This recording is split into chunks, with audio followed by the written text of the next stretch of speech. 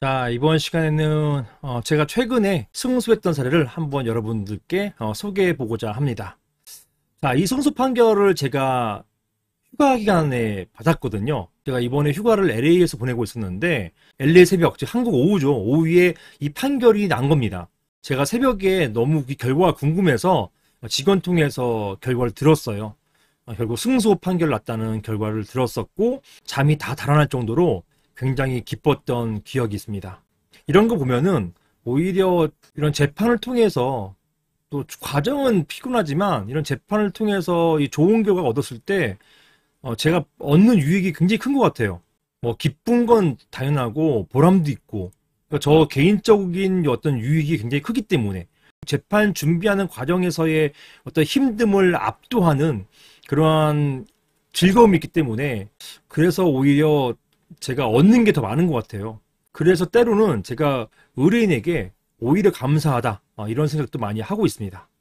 자, 아무튼 집합건물 재건축 관련해서 승소했던 사례 제목을 보시면 당초 재건축 결의에 무효인 하자가 있었다 하더라도 이후 재건축 결의를 다시 받아서 하자를 치유해서 결국 승소한 사례 이 사례를 한번 소개해 보겠습니다.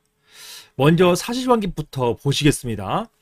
자, 보시는 것처럼 영등포에 있는 건물이에요. 영등포 대로변에 있는 건물인데 보기에는 굉장히 낡아 보여요. 낡아 보이지만 장소가 너무 좋고 하니까 저 건물은 결국은 재건축할 수밖에 없다. 그런 건물이었습니다.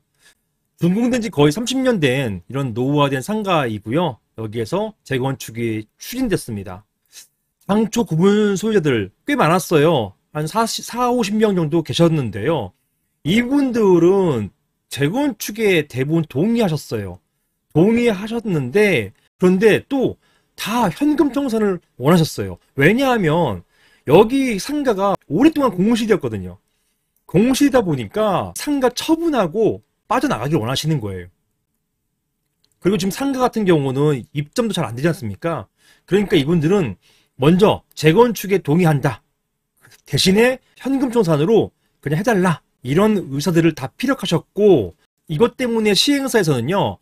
재건축 결의 방식, 즉 재건축위원회를 만들어가지고 위원회에서 이런 집합건물법상의 재건축 요건을 갖춰가지고 재건축을 추진하는 이런 방식이 아니라 점포 매매계약 형식으로 이런 소유권을 모으게 됩니다. 이게 실수였어요. 이게 왜 실수냐면 보시는 것처럼 곧 나옵니다. 이렇게 해가지고 지분을 다 매수했는데 지분은 전체 98%를 확보했어요. 그냥 다 확보한 거죠, 지분.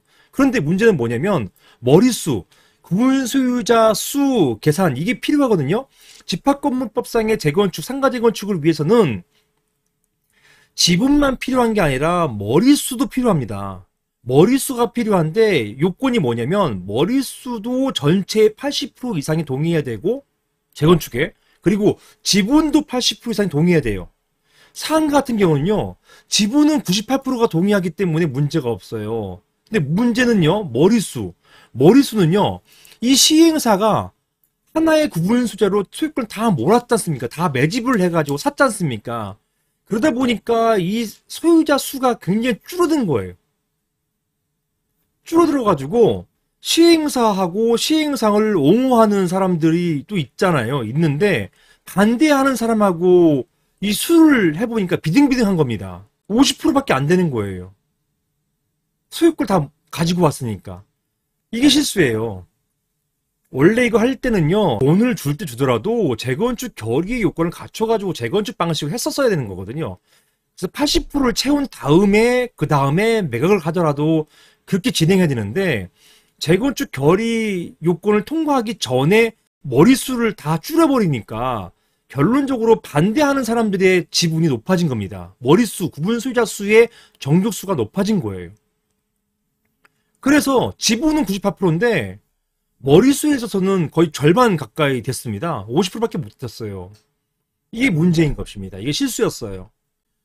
자, 이런 상태에서 결론적으로는 머릿수는 정족수를 못 채운 상태에서 결국 재건축위원회를 그때 만들어가지고 부랴부랴 만들어가지고 재건축 결의를 하긴 했습니다.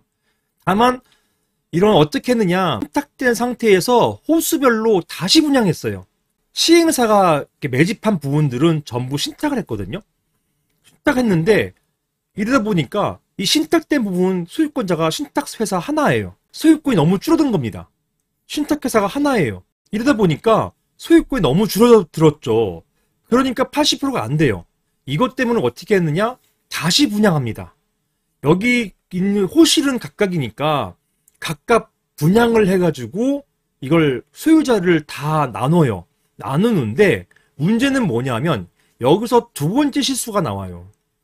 아직 여기까지는 제가 관여를 못했거든요. 저한테 안 오셨으니까 여기까지 제가 관여를 안 했는데 두 번째 실수가 뭐였냐면 이분들을 분양을 하면서 신탁을 풀지 않았어요.